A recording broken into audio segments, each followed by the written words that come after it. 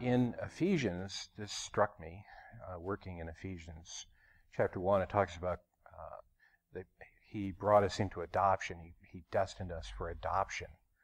And the term adoption there is related to the word for son.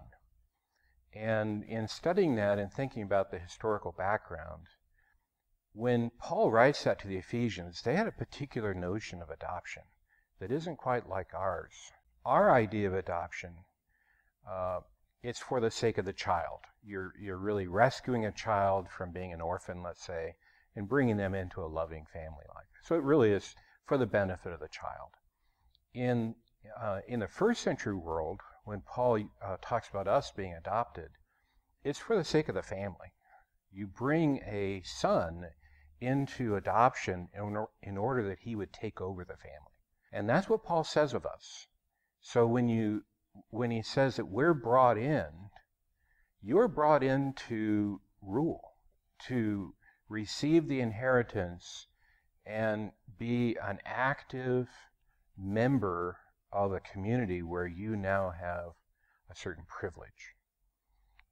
And he says that of all of us. So we're all brought in to be these sons. And that's why he says slave and free. So in that day, you couldn't have slaves be adopted. They're not legally people. And also it says male and female, because in their world, they didn't adopt daughters, really. That would be for the benefit of the daughter, but not for the benefit of taking over the family in their structure. So, but Paul says, no, women are now adopted too.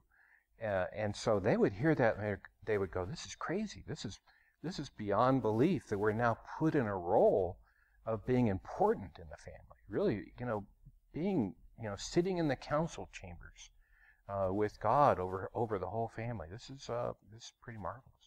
So it really is a privilege beyond understanding that we've been adopted by the Lord.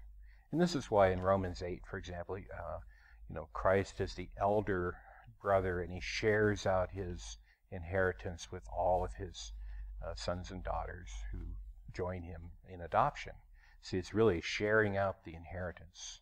So in a sense, it's, taking over the new creation. We're really born to be actively engaged in ruling over creation. So when Paul talks about us all being adopted, there's no distinction.